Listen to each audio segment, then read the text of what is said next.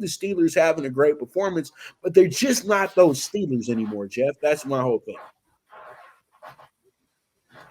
No, I agree. We're waiting. Kenny Pickett's not Ben Roethlisberger, and there's no Le'Veon Bell back there. Go back to Terry Bradshaw, Lynn Swan, yada yada yada. The point is, Mike Tomlin versus Vrabel, two great head coaches. Tomlin finds a way, and I give the lean on the defense to the Steelers side, even though Tennessee's got a great front seven on the defensive side. And lastly, it's the trade deadline at 4:00. Expect Derrick Henry to be starting in the backfield for the Titans as well. All right, perfection. All right, we move forward. The Frankfurt game, Jeff. The Frankfurt game. We got the Dolphins 6-2, Chiefs 6-2. We got the Chiefs coming in here as a -2.5, over under a 50.5.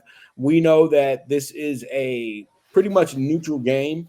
And we know that they paid a lot of money to get this matchup in Europe, because we know that this is kind of like a slap in the face to us, because this is really a Saturday. This is really a Sunday night football game. And we all know that, but they can't keep putting the Chiefs on Sunday night football every other week, because, this will be the third time in the first 9 weeks they will be on that, situation. So you have the Dolphins coming in here. Best offense in football, Jeff. Best quarterback when it comes to throwing touchdowns. Best running back when it comes to scoring touchdowns. And just literally the best wide receiver, pound for pound, in the NFL, in a league that's actually led by wide receivers nowadays. And it's just absolutely insane that we cannot consider him the MVP of this league, even though if I was voting today, Jeff, Tyreek Hill's the MVP of the NFL. I don't care, because people have to understand the impact that you make on a team.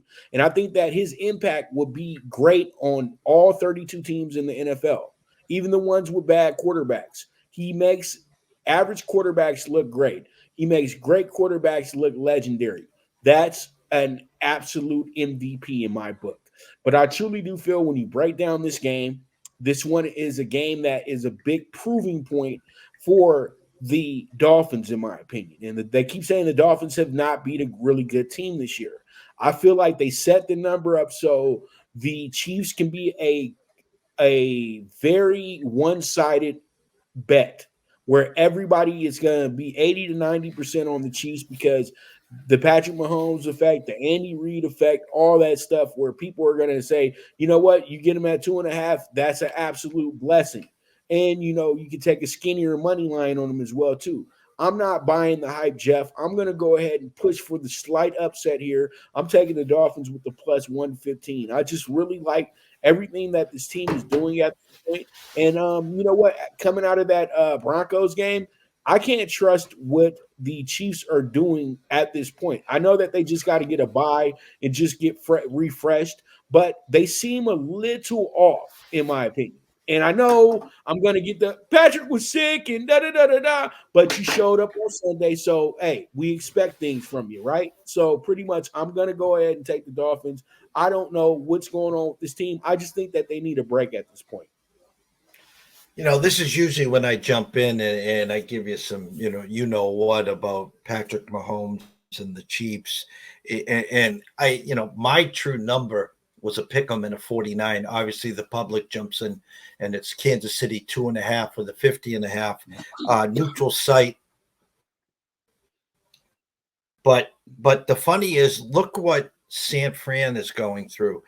We were ready to anoint them NFC champs. They have now lost 3 in a row. I talked, there was the perfect spot in Denver. We had Denver with ECSI on the spread and the money line. And I just reading through the tea leaves here, this is the perfect spot for the Dolphins. And the reason is, again, if Vegas opened this up at 2.5 or 3 minus Kansas City, I'd respect that. But when you open it up as a pick 'em, there's only one way that number's going to go, and that's, of course, goes to Andy Reid. It goes to Patrick Mahomes. It goes to Travis Kelce. It goes to the Swifties. I'm not falling for the banana in the tailpipe. We bought the hook. We took the Dolphins up to 3. I fully expect the Dolphins to win this game. I'll go on record. I think this is a 27-23 game to the Dolphin side. The one thing that no one's talking about on Kansas City side is their defense, and their defense had been playing great. It was just the perfect storm for the Broncos. This could be a matchup for AFC Championship, but I think as we'll get to sooner than later, I've talked about the Ravens, but there's a guy named Joe Cool and Joe Burrow. They look pretty damn good in San Fran. That looks like they're rounded into form. Give me the Dolphins plus the 3 pups. All right, sounds good. Sounds good. And you know what, Jeff? I'm gonna trip everybody out because Pop DBIC got the early lines every week as well too. I do mine Sunday afternoon, and pretty much I had this game as a 5.5 to the Chiefs, -5.5. I thought that they were gonna say, okay, you know what? We know the Dolphins haven't really played anything, and we know that they don't do well against the playoff teams. So we're gonna go ahead and make them a 5.5 so we can make it sexy here. But they made it to where they want to one-sided to the Chiefs. You know what I mean? I thought they were going to try to say, let's go get even money. 5.5 tells me even we getting 50-50 on each side. But when you say 2.5, you're telling me you want 80-20 Chiefs. And you know what? That's not a good bet for an early morning game. I'm sorry. So, I like your thinking. I like my thinking.